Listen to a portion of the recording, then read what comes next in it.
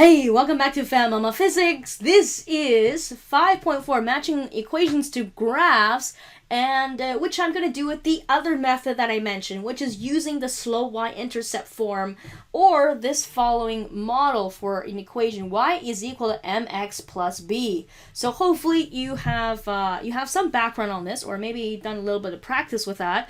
But essentially what this is I have y, which is related to x, through two other variables or two other symbols that you see here, in which here the m represents the slope of the graph, and then b represents the y-intercept. Okay, so then what we're going to do in this mode is that instead of generating a list of tables, generating coordinates from a table, we are going to match this graph, each of these equations, to this slope y-intercept form for us to identify which graph is which. Okay, so we're going to start off with number 1.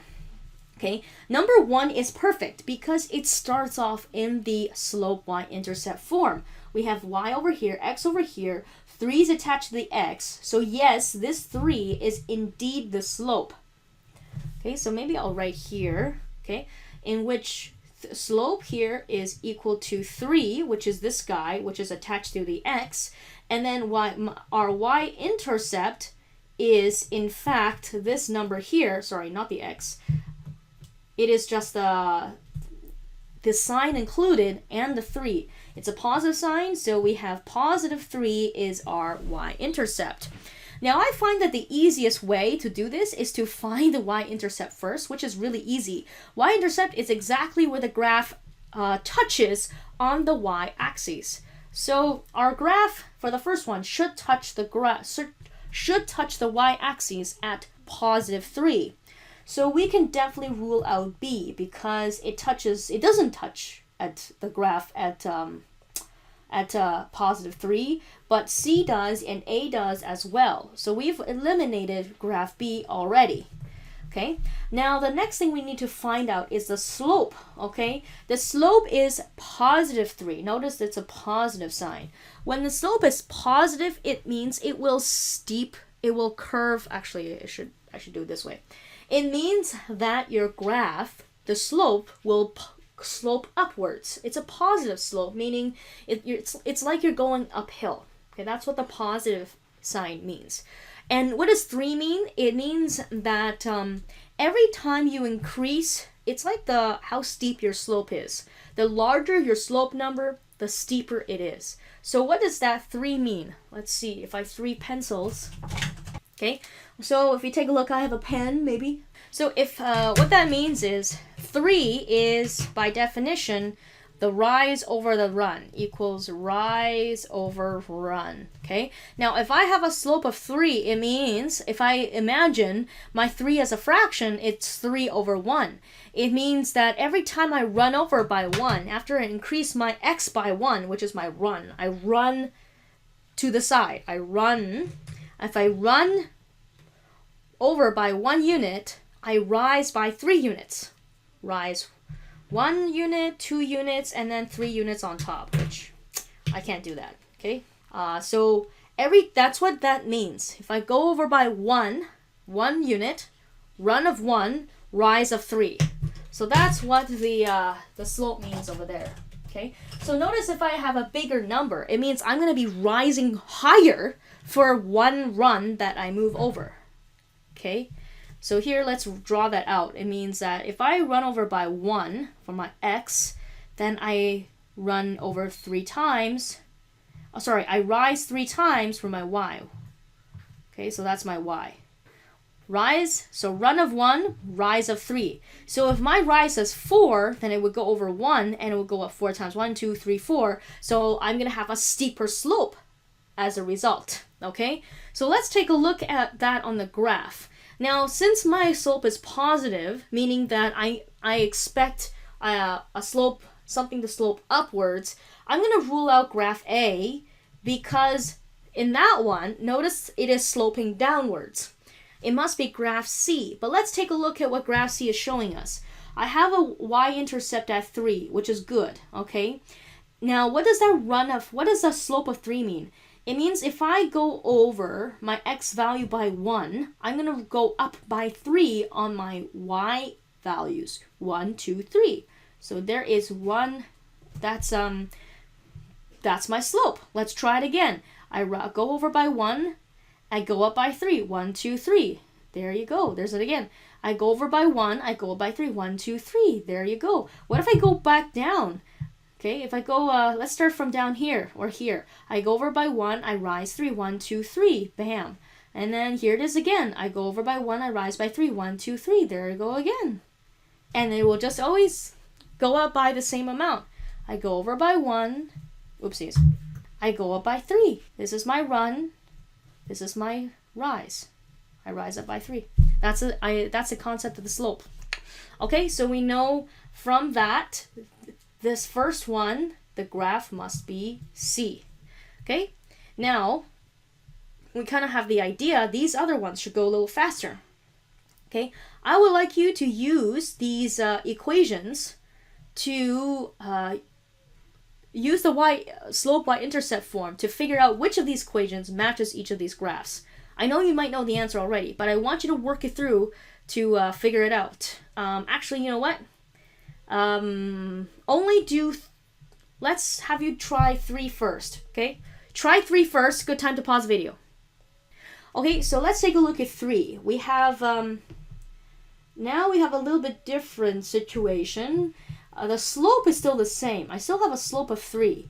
So the steepness is the same for my previous example. I'm still gonna go over by 1 and rise up by 3. But notice my y-intercept is now negative. My y-intercept is negative 3.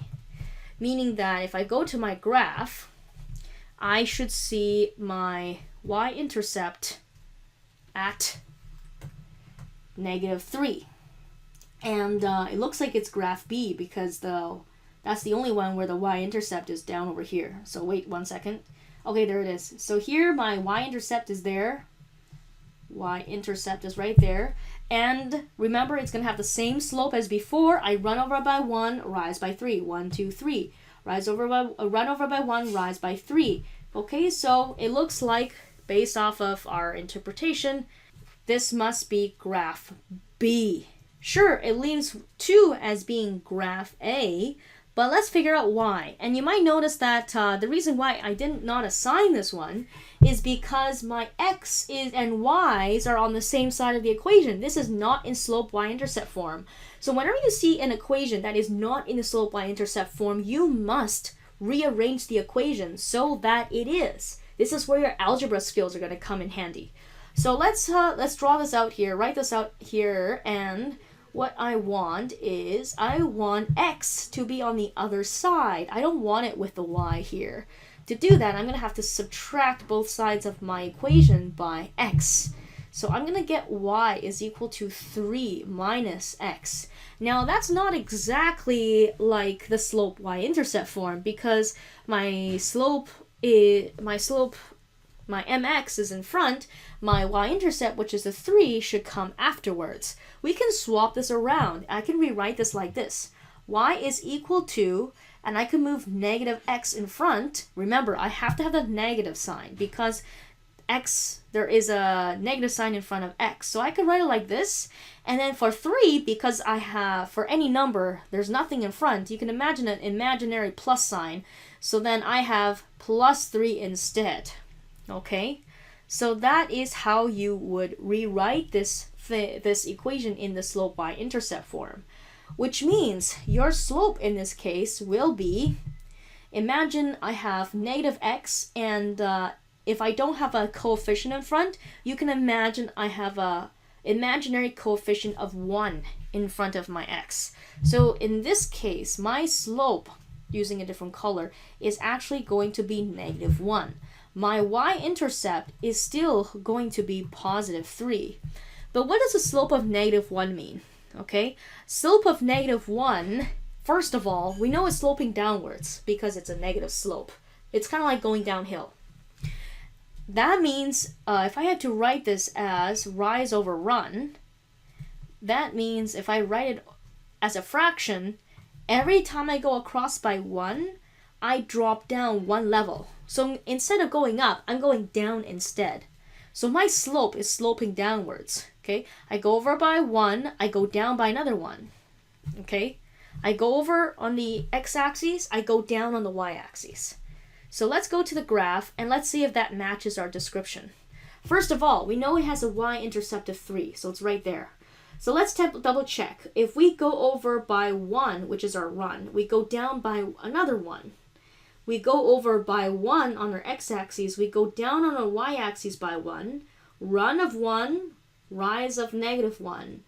Run of 1, rise of -1, going down. And notice it's always going down at the constant rate, and that's what it means to have a constant slope on your graph, okay? Okay, so there you go. That is your slope y-intercept form. Now, I've explained through this. I probably used a longer time to explain it than when I did with the coordinates. But once you really get used to this method, really what you do is you look at the equation, identify the slope, identify the y-intercept, and bam, you know which graph it is. You don't have to go and calculate every single value.